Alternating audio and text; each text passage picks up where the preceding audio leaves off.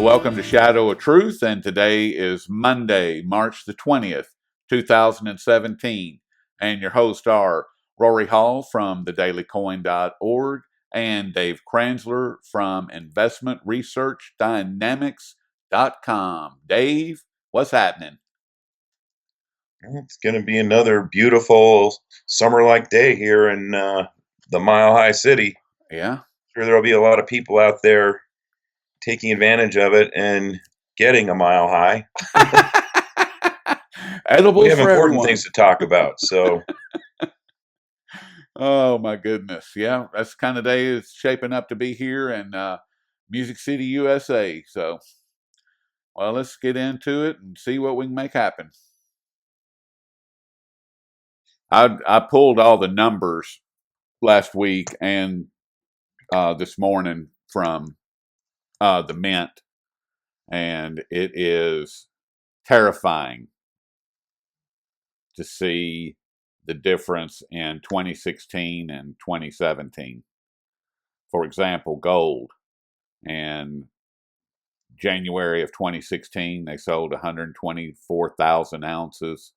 In January this year, 117.5. wait, That's what did they sell last year? 124. So that's not a huge decline. It's because we haven't gotten to February.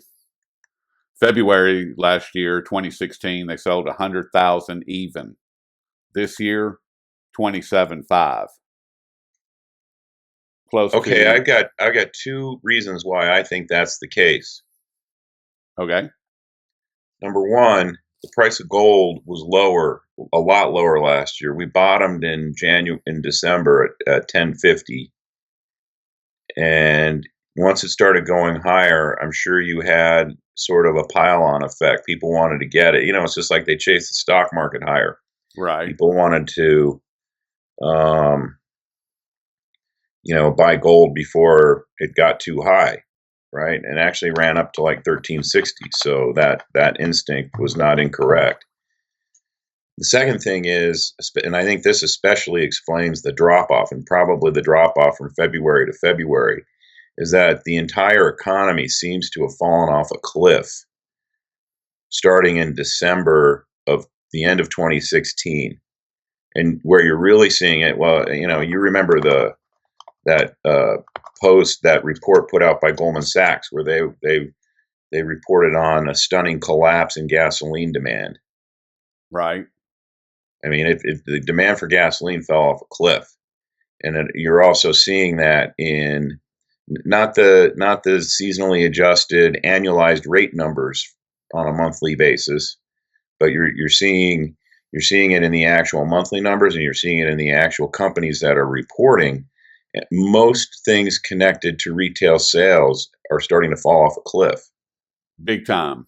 Yeah, and so there's no reason to believe that precious metals would be any different. I mean, I personally, I kind of stopped following the mint sales a few years ago because it was like, it's such a small percentage of the total amount of gold and silver that's consumed over the course of a year that, maybe at a certain level you could say the retail guys, that would be your mint sales.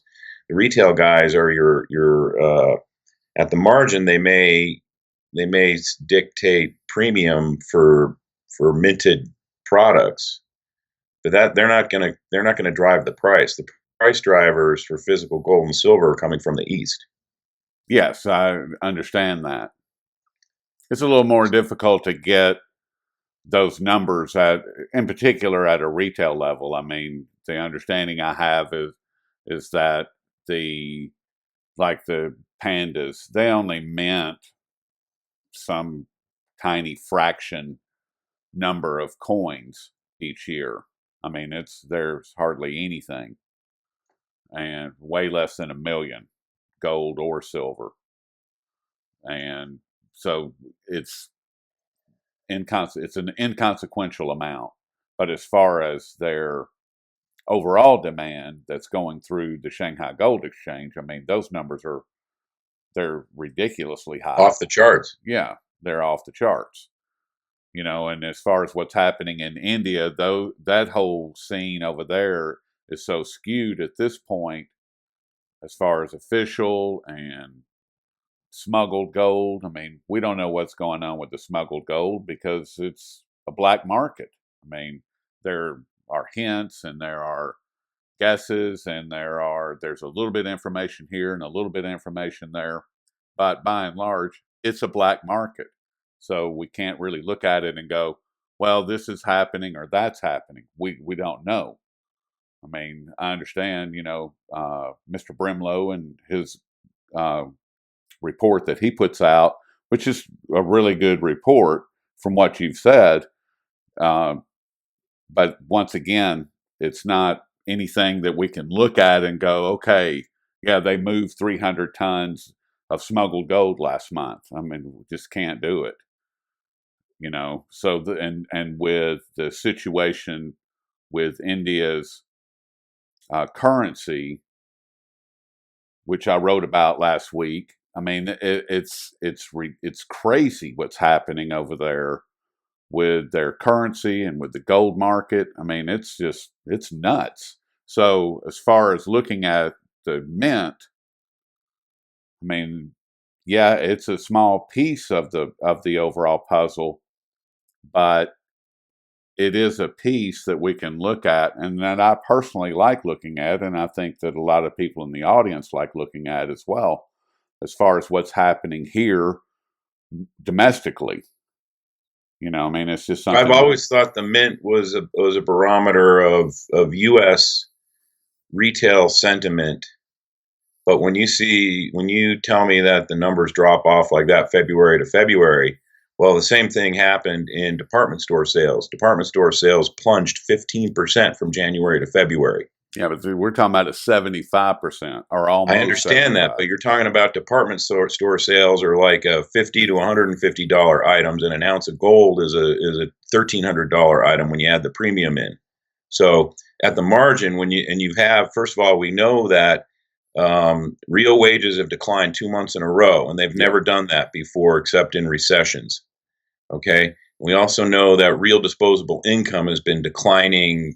I don't know, something for like the last three, or I forget what the number is, but it's been several quarters in a row. So when you're telling me that real disposable income for the average American household is falling, that also affects the type of people who would be buying gold and silver. I mean, Yes. I don't get a lot of cancellations in my mining stock journal, but I would say 3/4 of the time when I get cancellations, it's because the person's lost their job and they're trying to save money. You're going to see that same thing show up in minted retail bullion products. Now, you mentioned India. Well, guess what? Gold imports in India jumped threefold in February. They jumped 175% to almost 100 metric tons in February versus February last year.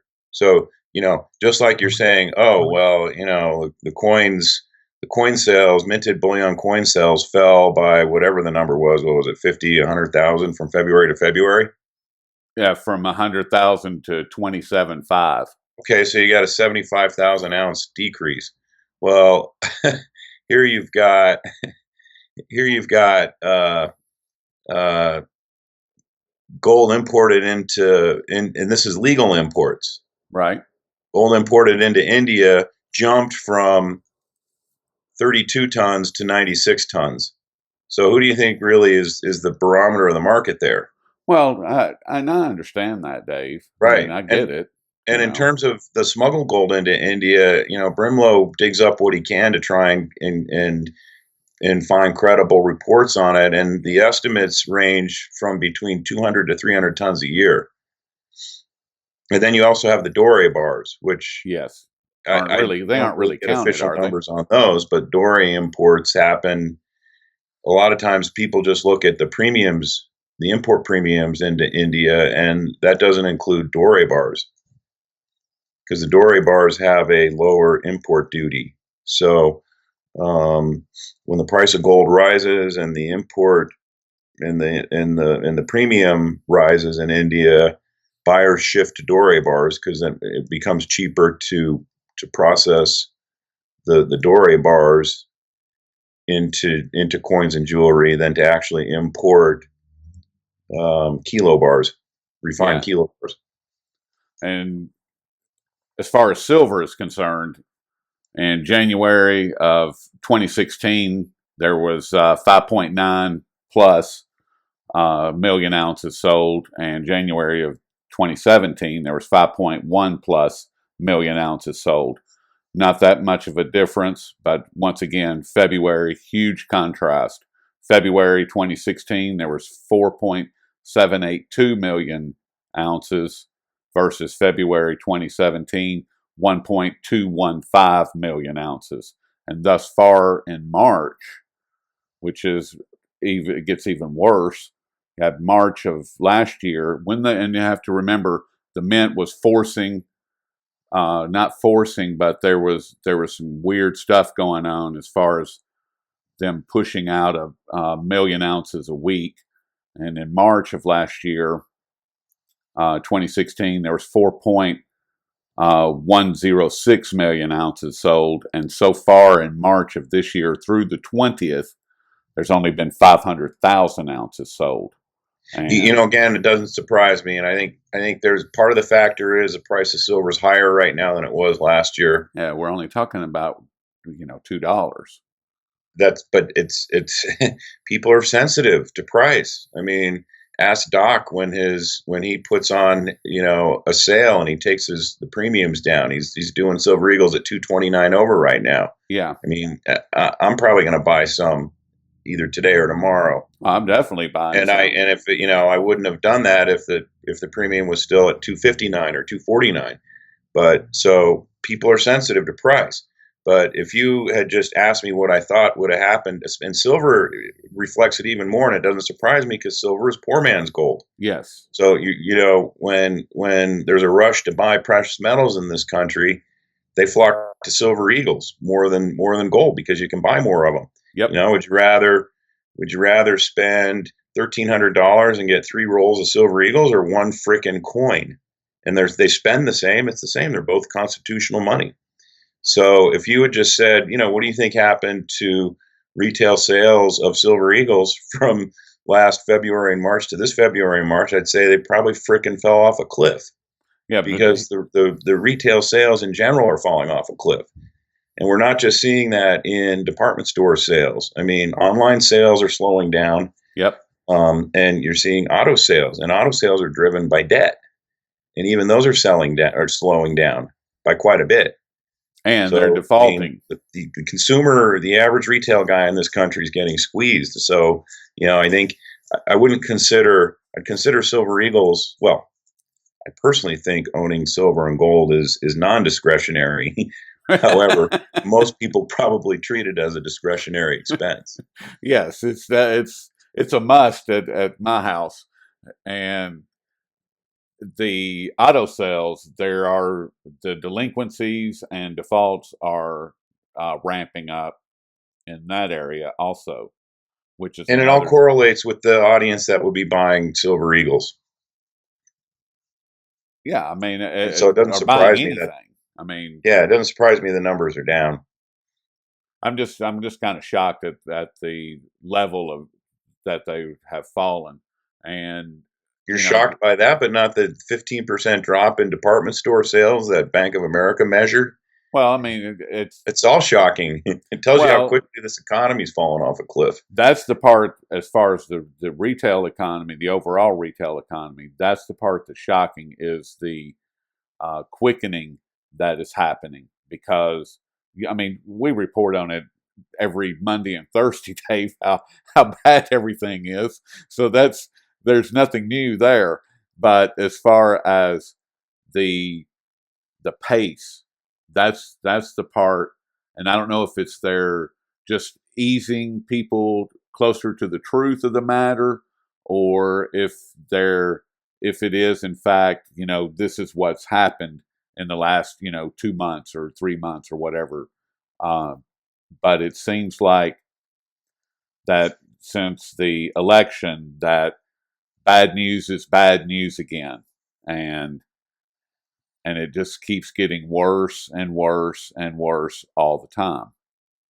And then Yellen doing her thing last week with the another penance of a raise in the interest rates. I mean, Well, that tells you they're not trying to guide people into getting used to a bad economy, because if they, you know, the quarter point hike is meaningless, and they're only hiking a quarter of a point, even though inflation's starting to roar, because if they hike it by more than that, I mean, they know what's going on in the economy. yes. I mean, look at the bank loan data. Bank loan data, commercial and industrial loans are falling off a cliff. That's how you go broke, slowly and then suddenly. And Right. we're We starting to seem see to the be suddenly entering the effect. suddenly part. Right. And all of this stuff started happening at once. It started happening in 2014, and the Fed and the government loosened up credit standards for autos and homes, and that kind of was acted like an electric jolt on the economy. And the same thing happened in, I think it was 2012, and that's when they came out with that stupid Operation Twist. So my point here is that you've got just a historically overstimulated system. It's overstimulated with debt, and you're seeing credit creation is plummeting. And M3, it's not reported anymore, but guys like John Williams come up with a alternative M3 number. The money supply is falling off a cliff, or at least the rate and the growth is slowing down. And I think the money supply, the M3 measurement that Williams tracks, is actually starting to go down. So you're starting to see evidence of demand at all levels of the economy falling off a cliff. So it doesn't surprise me that minted retail bullion products, demand for that's falling off a cliff. The other part of as far as the mint sales, there's still 2016 Silver Eagles. They're still available, which, I mean, that supports everything that I was reporting all throughout 2016.